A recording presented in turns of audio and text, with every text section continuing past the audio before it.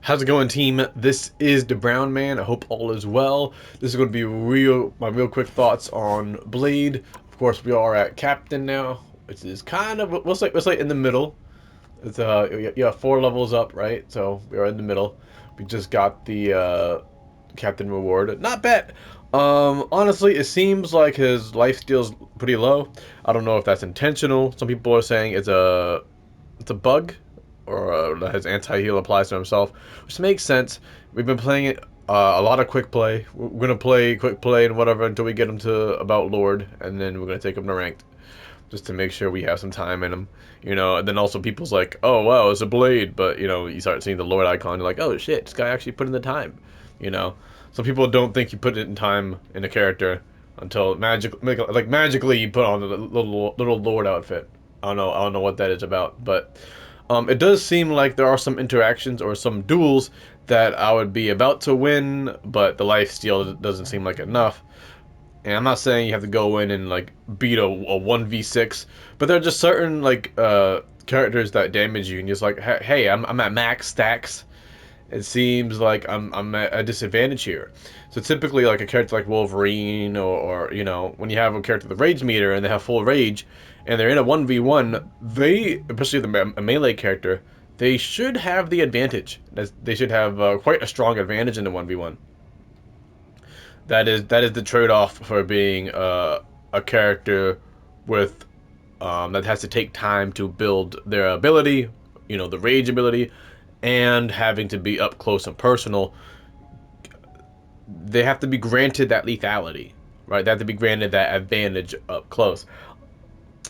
And it doesn't seem like he has that too much. If you flank and get, once again, some early initial hits, you can go into the Daywalker dash. So you can actually go double dash there. So he has 2 dashes. If you have the gun out, then you dash forward, you stab him with the gun, and then you shoot the anti-heal. I do like how that is built in, because being able to shoot the anti-heal, just because it's a projectile in general, is going to be, I could see that as very toxic. But since you have to do a dash, that's pretty solid. Not only that, but it also gives characters like the Thing some counterplay, because it is a dash.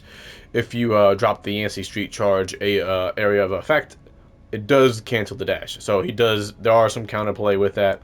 I would say be mindful, especially when they fix the life steal or whatever.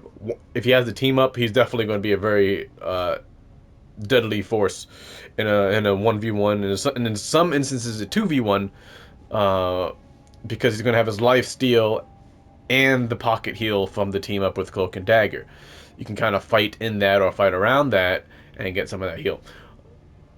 The shotgun is pretty solid. I'm not too, it's two 3-shot squishies, but they have to be out of range, which makes sense. You don't want to have a shotgun that's really deadly close range and have the melee weapon be very close. You kind of want to have the mix up, and that allows him to have multiple options for multiple scenarios. Cool. I love that. What I don't know. I think my perception of him can't be formed in full, because I don't have the full value. I feel like I don't have the full value of the lifesteal. So we'll see if there's an update on that. But when that comes in, then I can properly assess how he handles certain characters a bit more in the 1v1s.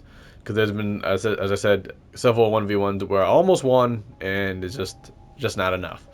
Especially granted, you get the debuff on yourself, right? So you inflict anti-heal on yourself, and your life still needs to be able to compensate for that.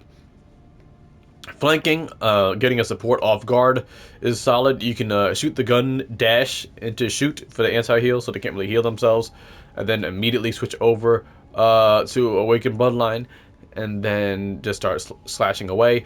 You can use one of your dashes, and this is something that why I said he needs to have the advantage in the 1v1, because his dashes are not just a getaway tool, right? But they're also combat tools. So when you go into something like the dash, right? You'll do the whole bunch of blade flips, like for when you have the sword out. That will actually build your rage or your whatever you call that meter pretty fast, which is nice. But the issue is that it takes away one of your escapes.